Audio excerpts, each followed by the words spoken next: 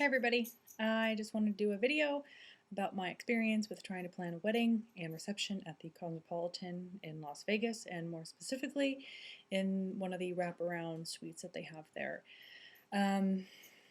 I had planned to get married in October of 2015, and I really wanted to get married in Vegas, and I didn't want the drive-through wedding or the little chapel wedding or the Elvis, impersonator. I wanted a somewhat fancy wedding, but also not spending as much as a traditional wedding here in Oregon. So we saw the Cosmopolitan online. I thought it was beautiful, fell in love with it, fell in love with the Wraparound Suite. So what I ended up doing after doing a lot of research was decided to start contacting the Cosmopolitan to start planning our wedding there. What I did was I contacted the concierge on the Contact Us section of the Cosmopolitan's website. He forwarded my information over to the wedding coordinators of the Cosmopolitan, and that's how that got started there. So my original plan was to get married on the balcony of one of the wraparound suites and have our reception inside the wraparound suite and just mingle and eat and have fun and enjoy the evening. So that was the original plan. When I had contacted the wedding coordinators, you slowly start to find out, the rules and regulations. I'm a planner. I don't want anything to go wrong, so I ask lots of questions. I want to make sure I know exactly what's going on, so that way there's no surprises on the wedding day. I don't want to be standing in my wedding dress and having somebody tell me, no, you can't do that. So to avoid that, I asked a lot of questions, and so this is what I found out. So first off, you have to use the Cosmopolitan's photographer. You're not allowed to bring in any outside photographers. You can use an outside photographer inside the wraparound suite. However, you have to use their own photographer if you plan on doing any type of photos inside the Cosmopolitan. Because the hotel is so beautiful and I wanted photos inside the Cosmopolitan, okay, fine, we'll use your photographer. Now, what we ended up settling on was a custom photography package of 4 hours with a photographer, an off-site fee so we can take photos with the photographer out on the strip, and also getting all the photos on a disc so that way we can have the rights to the photos. With those three things, it ended up being a little over $2,700. Now, photos was the one thing I did want to splurge on for my wedding, so okay, we'll go ahead and okay, fine, we'll do that. The other thing I wanted to do was feed my guests In-N-Out Burger. We live in Oregon. We don't have In-N-Out Burger, but pretty much everybody up here has had it at one point and love it. So I wanted to feed my guests In-N-Out Burger. Turns to find out you can't bring any outside food to the Cosmopolitan. And I kind of found that a little silly because the wraparound suite has a full kitchen in it, and thought that was a little weird that you can't bring any outside food. Also on that note, if you haven't already seen a video or anything about the wraparound suite or the Cosmopolitan's refrigerators and mini bars, they're weight censored. So when you open the fridge and, oh look, soda, if you were to pick it up like for 30 seconds, it's going to charge it to your room. So you can work it out with the Cosmopolitan to have the mini bar removed so you can use the fridge. There is a fee to that. I think it's like $50 before tax to have that, the mini bar removed, which is what we were going to do. We were also going to pay for early check-in. I think early check-in will get you at 11 o'clock in the morning, and I think that's an additional $50 or $75, something around that. Anyway, so was told, no, you can't bring any outside food. So I had asked them, okay, well, can I use your pizza place, Secret Pizza, located inside the Cosmopolitan? And I was told, yes, you can do that. So, okay, thanks. The other part of that, when they asked me how many people I was going to be having, It was just under 30. So when I told them that it was going to be about 30, they said, well, since you're having more than 15, you have to get married in the wedding suite. Now the wedding suite, she quoted me an hour, which I think was like an extra $450, but she sent me some information about it, and it's a beautiful beautiful. It's just for weddings, so there's no like bedrooms or anything in there. It's just a huge space for you to get married in. Um, and since it was so big and beautiful and only like $450 for the extra for all that space, I asked her for more information about an additional, maybe 2 or 3 hours. Well, she said if you are in the room for more than an hour, you then have a food and drink minimum. Okay, well, what's the food and drink minimum? It was $150 a head. No, I'm not gonna pay that.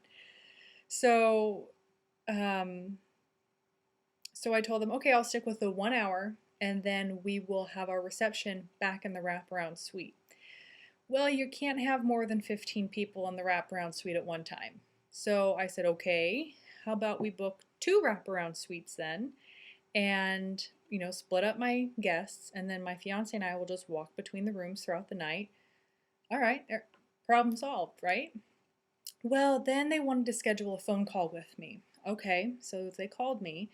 Pretty much just wanted to go over how bad of an idea that was, just because well, that's a lot of walking. And I'm like, okay, well, 150 a head, walking a little bit. 150 a head, walking's gonna win. I'll just walk.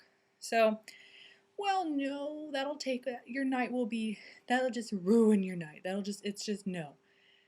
And when I told her I'm not gonna be spending 150 a head on food, I'm not doing it. Well, we can lower it down to $80 a head. Still no. I mean, $80 a head versus your pizza. So she started laughing at me at that point, going over how food is probably the most expensive part of a wedding. And I told her, I'm getting married in Vegas. I'm not having a traditional wedding. That's why I'm getting married in Vegas. So at this point, we had a contract. The contract was stating that all the ideas that she was trying to talk me out of. The 2 rooms, splitting up my guests, doing secret pizza to feed my guests with, not their catering, not their room service, their pizza, which I had been told I could use. So she said, well, we have to send your contract over to the director for approval. And she goes, it's probably not going to be approved. And I said, well, has it been denied by the director? And she said, no. And I said, well, then send it over. So she sent it over to the director to see if it'll be approved. And she said it'll take, a week or 2. Okay. Well, at this point, it had been literally 3 months back and forth between the wedding coordinator and myself, and literally 70 emails to get to this point, to find out that I have to use, or that I probably have to use their catering. So I was pretty much just fed up at that point. The amount of money that I would be spending in Vegas, I can get, a lot more here in Oregon that I could down in Vegas at this point. So while I'm waiting to hear back from the director, I started planning a wedding here in Oregon. So when I got the confirmation from the wedding coordinator that my contract had been denied and we need to figure something else out to do, I told them to give me another call. It's just, this video, it's not to tell you not to go with the Cosmopolitan. It's a beautiful place, and I know that if you have the money, go for it. It's just, we were working in a budget, wanting to, have, elegant wedding, trying to make me a happy medium. I thought I was doing a pretty good job with bending over backwards for the Cosmopolitan, making sure I met all of their rules and regulations, no outside food, their own photographer, no more than 15 people in a wraparound suite, working around that, working with them, asking lots of questions. But even with following all of their rules and regulations and still being told, no, you need to spend money on the catering, that's pretty annoying. So, like I said, the video is not to steer you away from the Cosmopolitan, but to help anybody who is trying to plan a wedding there, to just kind of be aware that they fully expect you to spend money on their catering. And they'll tell you it starts at $150 a head, but you might be able to work them down to $80 a head. So they did call me back. I expressed my, you know, concerns and disappointment in their customer service. I told them that they're going to be giving me some sweet deal on a room for my time and, you know, efforts putting into trying to plan a wedding there, and them still telling me no. Currently in the process of trying to work that out with them to see if maybe we can spend our honeymoon down there and get a good rate on a room. So also, I did find out that that pop-up wedding that you see on Google for the Cosmopolitan, that no longer exists. That was gone like a year ago, I think. Trying to find out any other tips or tricks that I got from planning a wedding at the Cosmopolitan. That's all I can think of right now, I believe.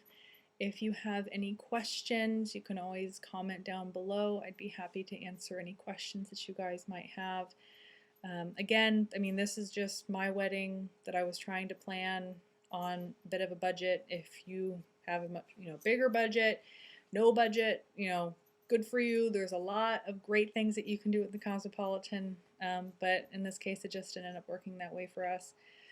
So yeah, if you have any questions, just let me know. I'd be happy to answer anything that you might have. Of course, these rules and regulations are just from the time that I spent contacting the Cosmopolitan, which was late 2014, early 2015. Rules can change, guidelines can change. They did just get a new CEO, so things could change.